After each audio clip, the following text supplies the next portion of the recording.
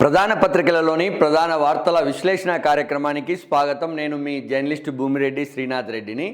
సాక్షి ప్రధాన ఎడిషన్ను ఒకసారి చూసినట్లయితే అట్టుడికిన రాష్ట్రం, ధర్నాలతో దద్దరిల్లిన కలెక్టరేట్లు, ప్రభుత్వ కార్యాలయాలు, విధుల్లోకి తీసుకొని 10,000 జీతం ఇవ్వాలని వాలంటీర్ల డిమాండ్, ప్రభుత్వమే వేతనాలు చెల్లించాలని 108 ఉద్యోగుల ధర్నా, సీఎం ఇంటి వద్ద గిరిజన అవుట్సోర్సింగ్ టీచర్ల ఆందోళన, పిడికిలి బిగించిన ఆశా కార్యకర్తలు, ఆకలి కేకలతో ఆయాల నిరసనలు, వెల్లువెత్తిన వివిధ వర్గాల ప్రజల ఆందోళన. ఏదైతే ప్రభుత్వానికి సంబంధించి ప్రభుత్వం గతంలో ఇచ్చినటువంటి హామీల మేరకు వాలంటీర్లకు 10,000 రూపాయల జీతం ఇవ్వాలని వాలంటీర్లు చేసినటువంటి ఆందోళన, 108 ఉద్యోగులను నేరుగా ప్రభుత్వమే ఉద్యోగులకు జీతాలు ఇవ్వాలని నిన్న జరిగినటువంటి ఆందోళన కార్యక్రమాలు, గిరిజన ఉపాధ్యాయులకు సంబంధించి సీఎం ఇంటి వద్ద చేసినటువంటి ఆందోళనకు ఫోటోతో సహా ఒక వార్తను సాక్షి ప్రధాన ఎడిషన్లో ప్రచురించింది. ప్రభుత్వం పైన ఇప్పటికే ఉద్యోగస్తులు వివిధ రకాలమైనటువంటి వారు తిరుగుబాటు ధోరణి ప్రారంభమైందని చెప్పే ఉద్దేశంతో ఈ వార్తను ప్రచురించినటువంటి పరిస్థితి అయితే కనిపిస్తోంది. నిజంగా వాలంటీర్లకు సంబంధించినటువంటి ఇష్యూ చాలా పెద్దగా జరుగుతున్నటువంటి పరిస్థితి కనిపిస్తోంది. ఆశా వర్కర్లకు సంబంధించినటువంటి అంశం గత ప్రభుత్వంలో ఉన్నప్పటికీ కూడా ఆశా వర్కర్సు ఈ ప్రభుత్వం పైన కూడా ఒత్తిడి తెచ్చేందుకు ఆందోళన కార్యక్రమానికి వెళ్ళేటటువంటి పరిస్థితి అయితే చూస్తూ ఉన్నాం. ప్రజలు తిరస్కరించిన పార్లమెంటుపై పెత్తనమా అంటూ ఒక వార్తను మోడీ నిన్న ఏదైతే పార్లమెంటు శీతాకాల సమావేశాల్లో మోడీ మాట్లాడినటువంటి మాటలను సాక్షి ప్రధానమైనటువంటి ఫేస్లో ప్రచురించింది. ప్రతిపక్షాల పైన మోడీ విడుచుకుపడినటువంటి అంశాన్ని ఆయన ఎక్కువగా ప్రయారిటీ ఇచ్చినటువంటి పరిస్థితి కనిపిస్తుంది. ఎన్నికలలో ప్రతిపక్షాలను తిరస్కరించినప్పటికీ పార్లమెంటులో మీ పెత్తనం ఏంది అన్నట్టు మోడీ సాగిన ప్రసంగం ప్రతిపక్షాలపైన చాలా విమర్శలు చేశారు నిన్న. ఆ దాడి నేపథ్యంలోనే ఈ వార్త ప్రయారిటీ దక్కింది. అట్లనే ఫేస్ బౌలర్లకి పట్టం, IPL 2025 వేలం సోమవారం ముగిసినటువంటి నేపథ్యంలో ఎవరైతే పేస్ బౌలర్లకు కూడా ఈసారి మంచి ఫండింగే జరిగినట్లుగా కనిపిస్తోంది. దానికి సంబంధించినటువంటి వార్తను సాక్షి ప్రచురించింది. ఆంధ్ర క్రికెటర్లు షేక్ రషీద్ చెన్నైకి, పైలా అవినాష్ పంజాబ్కి, పెన్సమ వెంకట సత్యనారాయణ ముంబైలను 30 లక్షలకు జట్లను ఎంచుకున్నటువంటి పరిస్థితి కనిపిస్తోంది. 30 లక్షల సాధారణ బిడ్డుతో ఆంధ్ర రాష్ట్రానికి సంబంధించినటువంటి 3 క్రికెటర్లను కూడా వివిధ రాష్ట్రానికి ఎన్నుకున్నారు. ఇక కౌన్ బరేగా మహా సీఎం, మహారాష్ట్రలో నరాలు తెగే సస్పెన్షన్, ఫడ్నవీస్పై బీజేపీ, షిండేపై సేనా పట్టు, హస్తినాలో మహాయుతి నేతల మల్లగుల్లాలు, ఫడ్నవీస్ సీఎం, డిప్యూటీలుగా షిండే అజిత్ అంటూ ఒక వార్తను సాక్షి ప్రచురించింది. మహారాష్ట్ర తదుపరి సీఎం ఎవరన్నటువంటి విషయంలో బాగా చర్చ నడుస్తున్నటువంటి పరిస్థితి కనిపిస్తోంది. మహారాష్ట్రలో ఏదైతే జనసేన, నేషనల్ కాంగ్రెస్, భారతీయ జనతా పార్టీలు కలిసి పోటీ చేసినటువంటి సందర్భంలో అద్భుతమైనటువంటి విజయాలను సాధించింది. కాంగ్రెస్ అనుబంధ పార్టీలకి అంటే ప్రతిపక్ష హోదా కూడా దక్కని పరిస్థితికి ఫలితాలు ఏకపక్షంగా నడిచినటువంటి పరిస్థితి అయితే ఎక్కువ లార్జెస్ట్ పార్టీగా అవతరించినటువంటి భారతీయ జనతా పార్టీ ముఖ్యమంత్రి అభ్యర్థిగా రేసులో ఫడ్నవీస్ ఉన్నారు. అయితే షిండే గతంలో ముఖ్యమంత్రిగా పనిచేసి తన నాయకత్వంలోనే ఎన్నికలకు వెళ్ళినటువంటి నేపథ్యంలో తాను కూడా ఆశిస్తున్నట్లు నిన్నటి వరకు వార్తలు వచ్చాయి. అయితే ఇప్పుడు డిప్యూటీ సీఎంలుగా షిండేతో పాటు నేషనల్ కాంగ్రెస్ సంబంధించినటువంటి అజిత్ పవార్ని కూడా ఎంపిక చేసి 12 మంత్రి పదవులు సేనకి, 10 మంత్రి పదవులు అజిత్ పవార్ నాయకత్వంలోని నేషనల్ కాంగ్రెస్కి ఇస్తున్నట్లుగా కూడా వార్తలు వస్తూ ఉన్నాయి. దీన్ని బట్టి ఇక దాదాపు భారతీయ జనతా పార్టీ ముఖ్యమంత్రిగా మహారాష్ట్రలో బీజేపీ అభ్యర్థి అధిరోహించడం దాదాపు ఖాయమైందనే అర్థమవుతోంది. ఇక ఆంధ్రజ్యోతి విషయానికి వస్తే విద్యార్థులలో నైతిక విలువలు పెంచండి అంటూ భారతీయ కుటుంబ వ్యవస్థ గొప్పతనాన్ని నేటి తరం తెలుసుకోవాలి, చాగంటి కోటేశ్వరరావుకు ముఖ్యమంత్రి చంద్రబాబు వినతి, మంత్రి లోకేష్ను కూడా కలిసినటువంటి చాగంటి. 165 కోట్లు మాయం, కడప విమానాశ్రయం పేరుతో కొట్టేశారు, PAO స్థాయిలో ఆర్థిక అరాచకం, పనులు జరిగాయని తేలకుండానే బిల్లులు, ప్రభుత్వ అనుమతులు లేకుండానే చెల్లింపులు, ముందుగా ఏపీ IIC బ్యాంకు ఖాతాకు కాలం అడ్డగోలుగా అప్పులు ఇష్టానుసారంగా బిల్లులు చెల్లింపులు. తాజాగా ఇలాంటి అడ్డగోలు వ్యవహారం మరొకటి బయటకు వచ్చింది. పరిపాలన అనుమతులు లేకుండానే పనులు జరిగాయో లేదో తెలుసుకోకుండానే 165 కోట్లను మాయం చేసినటువంటి ఉదంతం బయటపడిందని ముఖ్యమంత్రి జగన్మోహన్ రెడ్డి సొంత జిల్లా కేంద్రమైన కడప విమానాశ్రయ అభివృద్ధి పేరిట నిధుల గోల్మాల్కు సంబంధించినటువంటి వార్తను ఆంధ్రజ్యోతి ప్రధాన పత్రికలో మొదటి పేజీలో ప్రచురించింది. వైసీపీ ప్రభుత్వంలో ఏదైతే ప్రభుత్వానికి సంబంధించినటువంటి ఆర్థికపరమైనటువంటి బిల్లుల చెల్లింపులలో అవకతవకలు జరిగాయో, నిధుల దుర్వినియోగం అయ్యాయో వాటిపైన ఆంధ్రజ్యోతిలో కథనాలు వస్తున్నాయని మనం చూస్తూ ఉన్నాం. దాంతో ఈ కడప విమానాశ్రయంది కూడా 165 కోట్లు పెద్ద స్కామ్ది బయటపడినటువంటి పరిస్థితి కనిపిస్తుంది. ఇక పీఠముడి సీఎం ఎవరనేది తేల్చుకోలేకపోతున్న మహాయుతి పక్షాలు.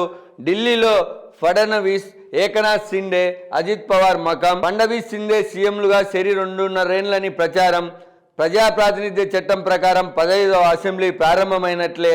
మహారాష్ట్రలో రాష్ట్రపతి పాలన ఉండకపోవచ్చు అన్నటువంటి నిపుణులు. సాక్షి మాత్రం ఫడ్నవీస్ భారతీయ జనతా పార్టీ నుంచి సీఎం అవుతాడు, సిండే, అజిత్ పవార్లు ఉప ముఖ్యమంత్రులుగా ఈసారి సర్దుకోవాల్సినటువంటి పరిస్థితి ఉంటుందన్నటువంటిది సాక్షి కథనం కాగా, ఆంధ్రజ్యోతి మాత్రం భారతీయ జనతా పార్టీకి సంబంధించినటువంటి ఫడ్నవీస్, జనసేనకు సంబంధించినటువంటి షిండే ఇద్దరు కలిసి సరి 2.5 సంవత్సరాలను ముఖ్యమంత్రి పదవి కోసం పంచుకోబోతా ఉన్నారన్నటువంటి వార్తను కూడా ఒకటి మనం ఆంధ్రజ్యోతిలో చూస్తున్నాం.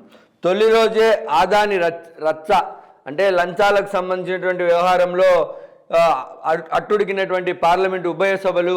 జేపీసీ చర్చకు విపక్షాల పట్టు 2 సభలు రేపటికి వాయిదా. ఏదైతే ఆదాని కంపెనీ ఇప్పుడు జరుగుతున్నటువంటి అమెరికాలో కేసులు నమోదవడం, దాని యొక్క మూలాలు ప్రభుత్వాలకు ఉన్నటువంటి నేపథ్యంలో, ముఖ్యంగా ఆంధ్రప్రదేశ్ ప్రభుత్వంతో కూడా ఉన్నట్లు వచ్చినటువంటి వార్తల నేపథ్యంలో, శీతాకాలపు సమావేశాలు పార్లమెంట్లో జరుగుతున్న నేపథ్యంలో మొదటి రోజు ఆదాని పైన బాగా ఇష్యూ జరిగినటువంటి పరిస్థితి కనిపిస్తుంది. జగన్ ముడుపుల పైన కూడా దర్యాప్తు చేయాలన్నటువంటి సోదరి షర్మిల, వైఎస్ఆర్ కాంగ్రెస్ పార్టీ రాష్ట్ర అధ్యక్షురాలుగా ఉన్నటువంటి జగన్మోహన్ రెడ్డి సోదరి షర్మిల ఆదానితో ఒప్పందాలను రద్దు చేయాలని, లంచాల కోసం జగన్మోహన్ రెడ్డి రాష్ట్రాన్ని తాకట్టు పెట్టారని ముఖ్యమంత్రి నారా చంద్రబాబు నాయుడుకు నేరుగా లేఖ రాసినటువంటి వార్త ఇప్పుడు బాగా హల్చల్ జరుగుతున్నటువంటి పరిస్థితి కనిపిస్తుంది. ఏమి చేసినా స్కామే, జగన్ జమానాలో అంతా నాకేంటి లెక్కలే, ముడుపులిచ్చిన వ్యాపారవేత్తలకు రెడ్ కార్పెట్, డీల్ సెట్ అయితే చాలు, నిబంధనలు ఏవి ఉండవు, 1000 కోట్ల టెండర్లు అప్పనంగా అప్పగించడమే, పోర్టుల నుంచి విద్యుత్ మీటర్ల వరకు అదే లెక్క, నష్టాల్లో ఉన్న సంస్థలకు పిలిచి మరీ పనులు. ఆదాని వ్యవహారం బయటికి రావడంతో ప్రజల్లో పలు అనుమానాలు. నాటి సర్కారులో కాంట్రాక్టులు అన్నిటిపైన విచారణ జరపాలని డిమాండ్ వస్తోంది. జగన్మోహన్ రెడ్డి హయాంలో ఏం చేసినా కానీ అది స్కామ్ కిందనే లెక్కని, ముడుపులు ఇచ్చిన వ్యాపారవేత్తలకు మాత్రమే రెడ్ కార్పొరేట్ పరిచేవారని, డీల్ సెట్ అయితే నిబంధనలేమీ పట్టించుకునే పరిస్థితి ఉండేది కాదని, పోర్టుల నుంచి విద్యుత్ మీటర్ల వరకు అదే లెక్క అంటూ ఆంధ్రజ్యోతి తన కథనాన్ని ప్రచురించింది. ఇక్కడ ఇంకా ఇంపార్టెంట్ 2 వార్తలను కూడా ఆంధ్రజ్యోతి కవర్ చేసింది.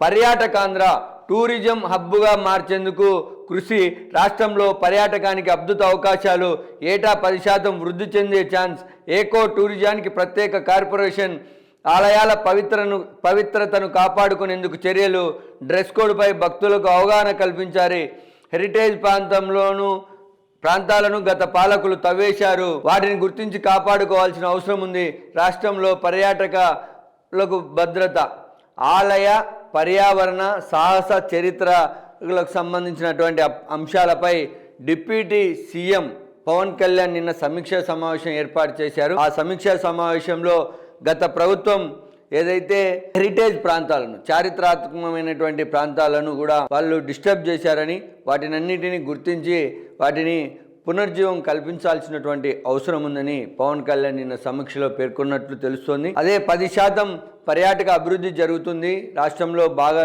చూసినట్లయితే అన్నటువంటిది కూడా ఒకటి. పవన్ కళ్యాణ్ కృషితో ఇంకా ఆంధ్రప్రదేశ్ రాష్ట్రంలో పర్యాటకం అభివృద్ధి చెందడం ఖాయంగా కనిపిస్తుంది. సెకీ ఒప్పందంపై నేను సంతకం పెట్టలేదు, నా డిజిటల్ సంతకం వాళ్లే పెట్టేశారేమో, విద్యుత్ బాంబు పేల్చినటువంటి బాలినేని, ఆ ఒప్పందంతో నాకు సంబంధమే లేదు, మంత్రినైనా నాతో జగన్ ఎప్పుడూ చర్చించలేదు. నాడు విద్యుత్ శాఖ నడిపించింది సీఎంఓనే. ఎన్నికలకు ముందే వైసీపీని వీడుదామనుకున్న చంద్రబాబుతో కూడా మాట్లాడాను. రమ్మన్నారు. నా రాత బాగోలేక అప్పుడు పార్టీ మారలేదు. వైఎస్ఆర్ కాంగ్రెస్ పార్టీకి రాజీనామా చేసి జనసేనలో చేరినటువంటి ఒంగోలు జిల్లాకు చెందినటువంటి సీనియర్ పొలిటీషియన్ బాలినేని శ్రీనివాస్ రెడ్డి జగన్మోహన్ రెడ్డికి సమీప బంధువు. జనసేనలో చేరిన తర్వాత కొంత నిర్ణయాత్మకమైనటువంటి క్రియాశీలకంగా కొన్ని ఆరోపణలు చేసినప్పటికీ నిన్న మాట్లాడిన మీడియా సమావేశం మాత్రం వైఎస్ఆర్ కాంగ్రెస్ పార్టీకి చుక్కలు చూపించిందని చెప్పాలి. చెవిరెడ్డి భాస్కర్ రెడ్డి తనపై విమర్శలు చేయడాన్ని తట్టుకోలేకనే ఈ సమావేశం పెడుతున్నానని చెప్తూ, ఒకవేళ వైఎస్ రాజశేఖర రెడ్డికి కుటుంబానికి అంతా విధేయుని అయితే జగన్మోహన్ రెడ్డి ఒక్కడే రాజశేఖర రెడ్డి కుటుంబం సంబంధించిన వ్యక్తే? వైఎస్ విజయమ్మకు రాజశేఖర రెడ్డికి సంబంధం లేదా? వైఎస్ షర్మిల రాజశేఖర రెడ్డికి కూతురు అయితే ఆ కుటుంబంలో సభ్యురాలు కాకుండా పోతుందా అన్నటువంటి ప్రశ్నలతో పాటు నిన్న బాలినేని విద్యుత్ శాఖలో జరిగినటువంటి ఈ ఒప్పందాలు తనకేంటి తెలియవని, శ్రీకాంత్ సీఎంఓ నుంచి వచ్చి సంతకాలు తీసుకునేవాడని, ఆ సెకీ ఒప్పందంలో ఏవైతే సంతకాలు చేశారో అవి నాకు సంబంధం లేదు, నేను పెట్టలేదు అని చెప్పినటువంటి మాట ఇప్పుడు రాష్ట్రంలో ఇంకా విద్యుత్ ప్రకంపనలను రేపుతోంది. నేరుగా సీఎంఓ కార్యాలయం జగన్మోహన్ రెడ్డి గారే ఇట్లాంటి ఒప్పందాలు చేసుకుని ఉన్నారేమో అన్నటువంటిది ప్రజల్లో చాలా విస్తృతంగా చర్చ జరుగుతున్నటువంటి పరిస్థితి అయితే కనిపిస్తున్నటువంటి పరిస్థితి. ఈనాడును ఒక్కసారి చూసినట్లయితే, జాతిగా నిలిచి దేశంగా కలిపి రాజ్యాంగం అంటే తెలియని వారు బోలెడంత మంది, తెలిసినా అందులో ఏముందో తెలియని వారు ఎంతోమంది. నేడు రాజ్యాంగానికి సంబంధించి ప్రత్యేక కార్యక్రమాన్ని పార్లమెంటులో నిర్వహించబోతా ఉన్నారు. దానికి సంబంధించినటువంటి 75వ భారత రాజ్యాంగ 75వ వసంతోత్సవం సందర్భంగా ఈనాడు అనేకమైనటువంటి ప్రత్యేక కథనాలను ఇచ్చింది. అమరావతికి కొత్త ఊపు, రాజధాని నిర్మాణానికి మరో 16,000 కోట్ల రుణం, ముందుకొచ్చిన హడ్కో, జర్మనీ బ్యాంకు, KFW, ఐకానిక భవనాలకు ఆర్కిటెక్ట్గా మళ్ళీ నార్మల్ పోస్టర్, రాజధానిలో భూమి లేని పేదలకు ఇచ్చే పింఛను 6 అంచెల తనిఖీ రద్దు, జగన్ ప్రభుత్వం పింఛన్ను ఎగ్గొట్టిన 4,000 మందికి పునరుద్ధరణ, CRDA అథారిటీ వెల్లడి. చంద్రబాబు అధ్యక్షతన జరిగిన సమావేశంలో ఈ నిర్ణయాలు తీసుకున్నట్లు తెలుస్తోంది. అమరావతి పైన మహాకూటమి వచ్చినప్పటి నుంచి అధికారంలోకి అమరావతి అభివృద్ధి పైన చాలా ఫోకస్ చేసింది. మిగతా అంశాల కన్నా ఎక్కువగా అమరావతికి సంబంధించి అదేవిధంగా CRDA కూడా కీలకంగా వ్యవహరించుతా ముందుకెళ్తా ఉంది. నిన్న ఏదైతే అమరావతి నిర్మాణాలకు 2 అంతర్జాతీయ బ్యాంకుల నుంచి లోన్లు రాబోతూ ఉన్నాయి, వాటికి సంబంధించినటువంటి రుణాలు, తద్వారా అమరావతి డెవలప్మెంట్ అనేది బాగా జరగబోతోంది అన్నట్టు. సామ్యవాద లౌకిక పదాలపై అభ్యంతరాలు అర్ధరహితం, సమానత్వ భావన రాజ్యాంగంలో అంతర్లీనం, ప్రవేశిక సవరణ అధికారం పార్లమెంటుకు ఉంది, సుప్రీంకోర్టు కీలక తీర్పు. భారత రాజ్యాంగానికి 1976లో చేసినటువంటి సవరణను సవాలు చేస్తూ దాఖలైన పిటిషన్లను తోసిపుచ్చుతూ సుప్రీంకోర్టు ధర్మాసనం నిన్న తీర్పునిచ్చింది. ఆ అధికారం పార్లమెంటుకు ఉందని చెప్పినటువంటి పరిస్థితి కనిపిస్తోంది. ఇక దిశా పత్రిక విషయానికి వస్తే, కుర్రాళ్లకు కోట్ల రూపాయలంటూ భువనేశ్వర్కు 10,75,00,000 ఆర్బీపీ కొనుగోలు చేసినటువంటి విషయాన్ని దిశ ప్రధానంగా ప్రచురించింది. ప్రధాని మోదీ విశాఖ టూర్ రద్దుకు సంబంధించినటువంటి అంశాన్ని కూడా పార్లమెంటు సమావేశాలు ఉన్నటువంటి నేపథ్యంలో, తుపాను హెచ్చరికలు కూడా ఉన్నటువంటి నేపథ్యంలో ప్రధాని పర్యటన రద్దయినట్లుగా తెలుస్తోంది. ఇంటింటా సౌర వెలుగులు ఉండేలాగా ST SC వర్గాల గృహాలకు సోలార్ ప్యానెళ్ల ఏర్పాటుకు సంబంధించినటువంటి అంశాన్ని దిశ పత్రిక ప్రధాన పత్రికల్లో తీసుకొచ్చింది. అదేవిధంగా మహారాష్ట్ర సీఎంగా ఫడ్నవీస్ అంటూ, డిప్యూటీ సీఎంలుగా ఏక్నాథ్ షిండే, అజిత్ పవార్ అంటూ ఒక కథనాన్ని, పార్లమెంటులో నిన్న జరిగినటువంటి ఆదాని రగడను దిశ పత్రిక తన మొదటి పేపర్లో ప్రాధాన్యత వార్తలుగా ప్రచురించింది. ఇది ఇవాల్టి ప్రధాన పత్రికలలోని ప్రధాన వార్తల విశ్లేషణ కార్యక్రమం. నమస్తే.